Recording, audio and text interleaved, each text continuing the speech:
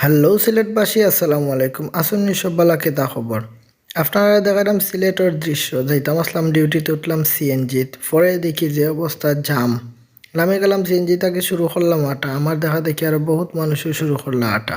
হাঁটি হাঁটি গেলাম কি হাজির বাজার ব্রিজের মুখ আর উঠে গেলাম সিএনজি, তার শুরু করলাম আবার নতুন হরিযাত্রা। আর ওটা হয়েছে হাজির বাজার। বিশেষ করে হাজির বাজার করলে কেউ চিন্তা নাই, সেলফি ব্রিজ করলে সারা বাংলাদেশের সবেও চিনবা।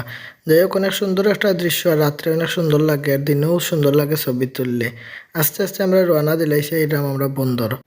বন্ধুরা ইয়ে গাড়ি থেকে আমি একটা ভিডিও করিলাম, হই অনেক পুরানা একটা জায়গা, আর সামনে একটা মার্কেট দেখরা অনেক পুরানা। এখানে অনেক আমরা সিলেটের অনেক ব্যবসায়ী হলে ব্যবসা করি, এখানে উন্নত করিয়া গেছে না। যাই হোক, কাটি কাটি যাইলাম এখন জিন্দাবাজার। আর দেখরা আপনারা ফুটপাথর যে দৃশ্য, আপনারা আর কি তা হইতাম, ফুটপাথর লাগে হাঁটা খুব মুশকিল।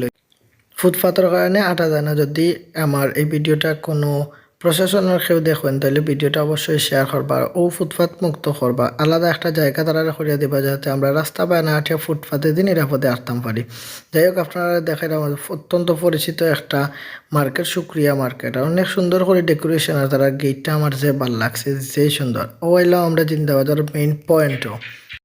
আপনারা সিনানের কিছু নাই, বামে হয়েছে পানসি, আর ডাইনে দিয়ে একটু ডাইনে আমরা মেহমান রেস্টুরেন্ট। আটি আটি মেহমান রেস্টুরেন্টের ভিতরে দিয়ে দিলাম। একটু পরে দেখবো আমরা মেহমান রেস্টুরেন্টের কি পরিমাণ ঝামেলা, কত কাস্টমার, অনেক বেশি কাস্টমার হয়েছে। আর লাস্টে আমরা খানি মরি আর দিয়ে ধরছে, কারণ কাস্টমার আজকে টু মাছ হয়ে গেছে, আমরা কাবার করতে পারছি না।